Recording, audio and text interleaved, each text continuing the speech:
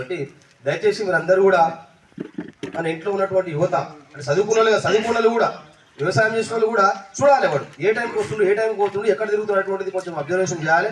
అప్పుడే మనం కుటుంబ సభ్యుల యొక్క ప్రభావం ఎప్పుడైతే ఇంట్లో ఉన్నటువంటి పిల్లల పైన ఉంటుందో వాళ్ళు కూడా మంచిగా తయారు కావడానికి ఉంటుంది. అదేవిధంగా మనం ఏం చేస్తామంటే క్షణికావేశంలో గొడవలు పడి పోలీస్ కేసులు నమోదైతే తర్వాత చాలా సమస్యలు వస్తాయి.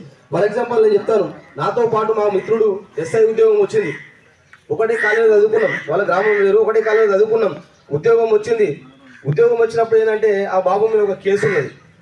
అది ఏం కేసు అంటే పక్కల పంచాయతీ ఏదో గెట్టు పంచాయతీలో గొడవ పడ్డారు, ఏదో కేసు పెట్టారు. కేసు పెడితే ఉద్యోగం వచ్చింది, కేసు పెట్టిన తర్వాత అన్ని ఎంక్వైరీ చేస్తారు, స్పెషల్ బ్రాంచ్ ఎంక్వైరీ ఉంటుంది, ఇంటెలిజెన్స్ ఎంక్వైరీ ఉంటుంది.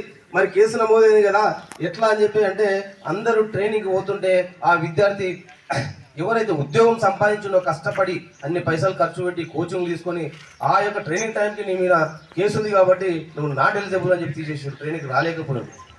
మళ్ళీ కష్టపడి వాళ్ళని అడుక్కొని ఆ కేసును రాజీ చేసుకొని ఈ బ్యాచ్లో కాకుండా నెక్స్ట్ బ్యాచ్లో వచ్చిన ట్రైనింగ్ కంప్లీట్ చేసుకున్నాడు. కాబట్టి మనం అనుకుంటాం ఈరోజు ఇంత కష్టపడి చదివిస్తున్నది ఏదో ఒక నౌకరీ రావాలని, ఇవాళ రేపు ఒక ప్రైవేట్ జాబ్ కావాలన్నా కూడా ఖచ్చితంగా పోలీస్ ఎంక్వైరీ సర్టిఫికేట్ కావాలి. ఈరోజు మనం చూస్తున్నాం ఈ ఊరు నుంచి కూడా సోలార్లో పనిచేస్తూ ఉండరు, ఈవెన్ సిఎస్సి సెంటర్లు నడిపేటోళ్ళు ఉండరు. ఏ దానికైనా సరే ఏ ప్రైవేట్ జాబ్ పోవాలన్నా కూడా ఖచ్చితంగా పోలీసు క్లియరెన్స్ సర్టిఫికేట్ అనేది ఒకటి అడుగుతున్నారు. అంటే ఈ వ్యక్తి ఎటువంటి వ్యక్తి, ఈ వ్యక్తి పైన ఏమైనా కేసులు నమోదై ఉన్నాయా అనేటువంటి అడుగుతున్నారు. ఏ మాత్రం చిన్న కేసు నమోదైనా ఒక ప్రైవేట్ జాబ్ కూడా వస్తలేదు. ఈవెన్ డ్రంక్ అండ్ డ్రైవ్లో దొరికితే కూడా చదువుకున్న వాళ్ళకు అది ఆన్లైన్లో నమోదవుతున్న ఆధార్ కార్డు ఎంట్రీ చేస్తే రేపటి నాడు మంచిగా చదువుకొని ఏదో సాఫ్ట్వేర్ ఉద్యోగం వచ్చి అవుట్ ఆఫ్ కంట్రీస్ పోతాం కదా మనము, వీసా తీసుకొని పాస్పోర్ట్ తీసుకొని అట్లా పోవడానికి కూడా అవకాశం లేదు. డ్రంక్ అండ్ డ్రైవ్లో దొరికినా కూడా పోవడానికి అవకాశం లేదు, అయితే లైఫ్ క్లోజ్. కాబట్టి దయచేసి మనం ఎంత కష్టపడి చదివిస్తున్నామో ఎంత కష్టపడి వాళ్ళు చదువుతున్నారో ఇదంతా వృధా కాకూడదు. అంటే ఖచ్చితంగా క్షణికావేశానికి పోయి కేసుల పాలు కాకూడదని చెప్పి ముఖ్యంగా యువతకు పెద్దలకు ప్రజాప్రతినిధులకు నా యొక్క మనవి. ఎందుకంటే అది అప్పటికి బాగానే అనిపిస్తుంది, ఆ తర్వాత అందరం బాధపడతాం, ఆ తర్వాత కుటుంబాలు బాధపడతాయి.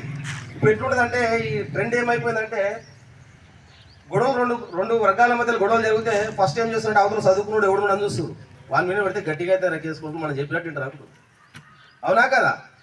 కాబట్టి దయచేసి మీరు చూడండి, చదువుకునే వాళ్ళని మీ ఇంట్లో ఎవరైతే చదువుతున్నారో వాళ్ళు ఖచ్చితంగా ఏదో పండగ పబ్బాలకు వస్తే ఎమ్మనే పంపించేయాలి, చదువుకోమని చెప్పాలి. ఊర్లో ఉంటే ఊర్లో పొలిటికల్ వేరే ఉంటాయి, ఊర్లో రాజకీయాలు వేరే ఉంటాయి, ఊర్లో ఉంటే చదవలేం. ఎందుకంటే ఊర్లో ఉన్న దోస్తులు ఎక్కువ ఉంటారు, ఒక దోస్తు ఇంకో దోస్తు వారు కలుస్తారు, ఒక దోస్తు మధ్యాహ్నం కలిసి ఒక దోస్తు సాయంత్రం కలుస్తారు. ఇక సాయంత్రం కలిసి దోస్తు చాలా డేంజర్ ఉంటుంది, మనకంతా తెలుసు.